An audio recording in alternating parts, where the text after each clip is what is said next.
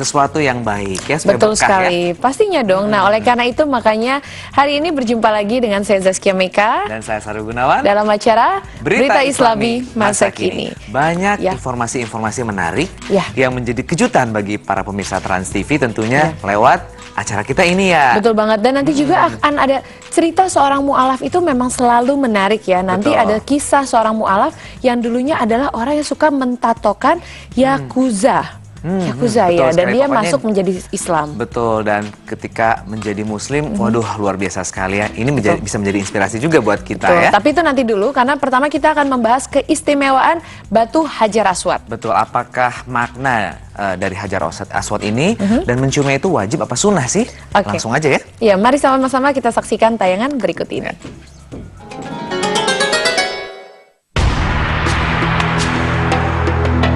Misteri Batu Hajar Aswad.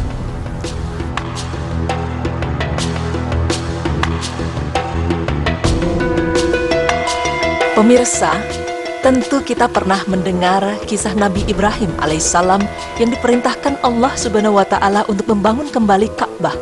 Ia pun memenuhi perintah itu dibantu putranya Nabi Ismail alaihissalam. Saat hampir selesai mengerjakannya, Nabi Ibrahim alaihissalam merasa ada yang kurang pada Ka'bah.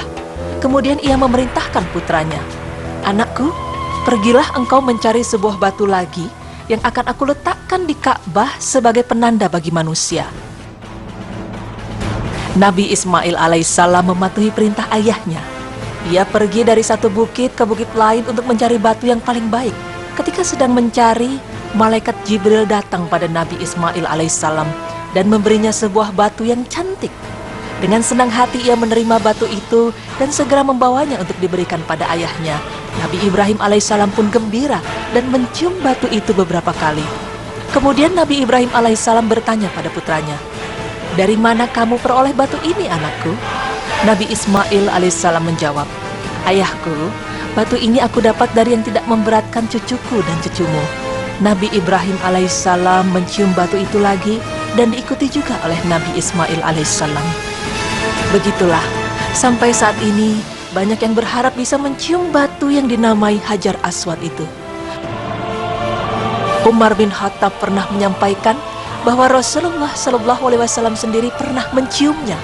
Saat Umar bin Khattab berada di hadapan Hajar Aswad dan menciumnya, ia berkata, "Demi Allah, aku tahu bahwa engkau hanyalah sebongkah batu.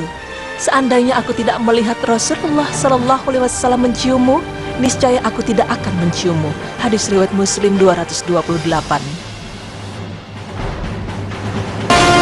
Perlu diketahui bahwa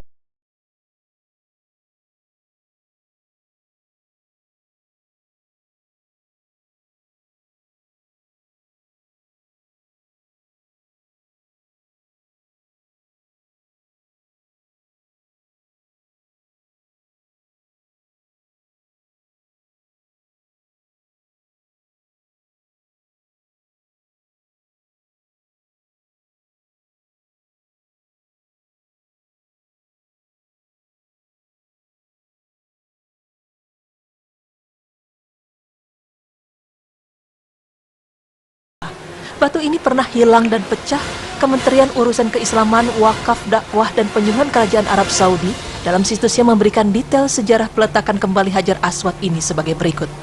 Hajar Aswad pernah dipendam di sumur Zamzam ketika Bani Bakar bin Abdi Manaf bin Kinanah bin Khaizan bin Khaza'ah mengusir keturunan Zurhum dari Mekah.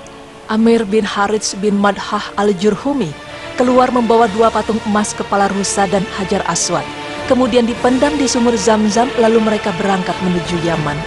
Namun, pemendaman Hajar Aswad di dalam sumur Ka'bah tidak bertahan lama, karena seorang wanita dari Khaza'ah memberitahukan kepada kaumnya bahwa dia melihat orang Zurhum memendam Hajar Aswad di sumur Zamzam.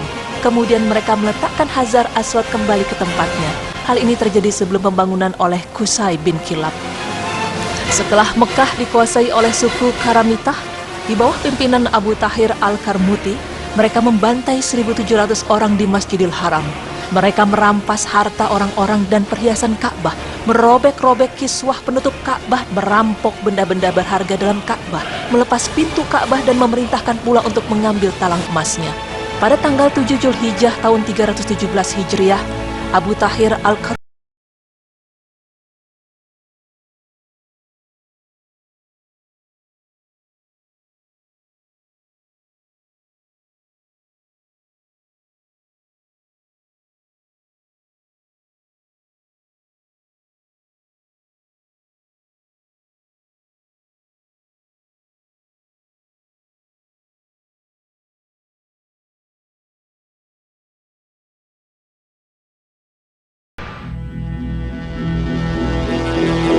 Akhirnya, Hajar Aswad dikembalikan ke tempatnya pada hari Selasa tanggal 10 Zulhijjah tahun 339 Hijriah. Tepat setelah 22 tahun Ka'bah kosong dari Hajar Aswad. Dikisahkan oleh sebagian orang bahwa pada saat penjarahan Hajar Aswad, orang-orang Karamitah terpaksa mengangkut Hajar Aswad di atas beberapa unta. Punuk-punuk unta sampai terluka dan mengeluarkan nanah. Tetapi ajaibnya, saat Hajar Aswad dikembalikan, hanya membutuhkan satu tunggangan unta saja tanpa terjadi hal-hal aneh dalam perjalanan.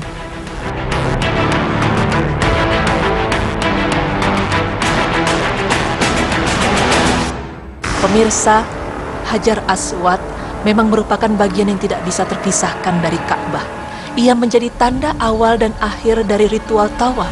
Ia juga merupakan salah satu situs suci Islam yang paling bisa dilihat, disentuh, serta dicium. Bahkan sebelum berdirinya peradaban Islam, Hajar Aswad telah menjadi sebuah pilar suci bagi masyarakat Arab saat itu. Sedangkan mencium Hajar Aswad hukumnya adalah sunnah dan bukan merupakan rukun haji atau wajib haji.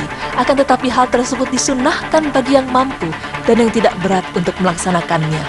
Saat ini dikarenakan padatnya jemaah haji, terkadang untuk mencium Hajar Aswad sangat sulit dan memberatkan. Oleh karena itu, jika seseorang meninggalkannya, maka hajinya tetap dianggap sah. Jika tidak mampu mencium Hajar Aswad, maka cukup dengan melambaikan tangan dari jauh sambil membaca takbir. Dari Ibnu Abbas dikatakan bahwa Nabi Muhammad SAW tidak melambaikan tangan kepada apapun kecuali kepada Hajar Aswad. Rasulullah, para sahabat, para tabi'in, dan umat Islam sedunia yang melaksanakan haji atau umroh menghormati Hajar Aswad dengan cara menciumnya. Hajar Aswad adalah tempat dimulai sekaligus akhir bagi mereka yang melaksanakan tawaf, baik tawaf wajib maupun sunnah. Sebagian ulama berpendapat bahwa berdoa di area Hajar Aswad termasuk tempat yang mustajab. Hajar Aswad akan memberikan kesaksian pada hari kiamat bagi siapapun yang telah menghormatinya. Rasulullah SAW bersabda mengenai Hajar Aswad, "Demi Allah, Allah akan mengutus batu tersebut pada hari kiamat dan ia memiliki dua mata yang bisa melihat, memiliki lisan yang bisa berbicara, dan akan menjadi saksi bagi siapa yang benar-benar menyentuhnya." Hadis riwayat Tirmizi 961, Ibnu Majah 2944, dan Ahmad. Salah satu hal yang masih menjadi bahan perdebatan para ilmuwan adalah tentang jenis batuan Hajar Aswad itu sendiri. Ada yang menyebutnya termasuk batu basal, yang lain mengatakan batu agate atau akik. Ada juga kaca alami atau yang paling populer adalah batu meteoroid. Mereka berpendapat berdasarkan hipotesisnya pada atribut fisik dan juga laporan dari ahli geologi Arab. Nah, pemirsa, itulah sejarah dan keutamaan misteri Hajar Aswad. Bagi umat Islam, ini merupakan suatu tanda kebesaran Allah yang tidak kita ragukan lagi. Hal yang harus kita luruskan adalah mencium Hajar Aswad adalah bagian dari ibadah sebagaimana kita wukuf di Arafah, bermalam di Musdalifah, dan tawaf keliling Ka'bah. Kita mencium Hajar Aswad dan menyentuhnya atau memberi salam padanya, itu semua adalah bentuk ibadah pada Allah dan bukan berarti menyembah batu tersebut.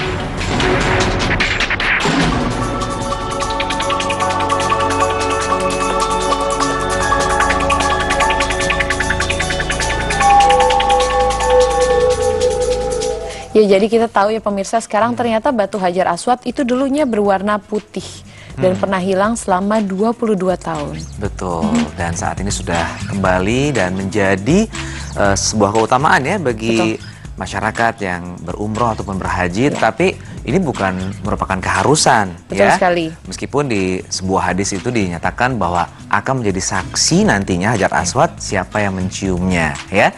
Oke, mudah-mudahan bagi yang belum sampai ke tanah suci nantinya bisa segera ya bisa umroh maupun haji. Pernah berhasil Amin. cium Hajar Aswad? Pernah, tapi jangan maksain juga karena kalau Jangan lagi maksain, betul penuh sekali. sekali itu susah memang. Tapi yang pastinya dengan seperti itu, dengan ketika kita mencium Hajar Aswad atau kita melambai dari jauh, itu bukan berarti kita menyembah ya pemirsa, tapi itu adalah bagian dari ibadah seperti tadi yang udah dijelaskan. Betul sekali, karena dulu katanya Rasulullah ketika berkeliling tawaf itu menciumnya melalui tongkat ya, terus ditempelkan ke Hajar Aswad. Ya, Gitu betul katanya sekali. ya. Ya baik. Gimana setelah ini kita punya pembahasan tentang Menarik sekali, kita akan bicara mengenai mu'alaf. ya kisah seorang mu'alaf yang tadi saya ceritakan bahwa beliau dulu ada orang yang mentatokan semua Yakuza. Wow, Ya, dan tapi ternyata dia ternyata masuk Islam. Seperti apa kisahnya? Oleh karena Subhanallah. itu jangan kemana-mana, tetap di Berita Islami masa kini. Allahu Akbar.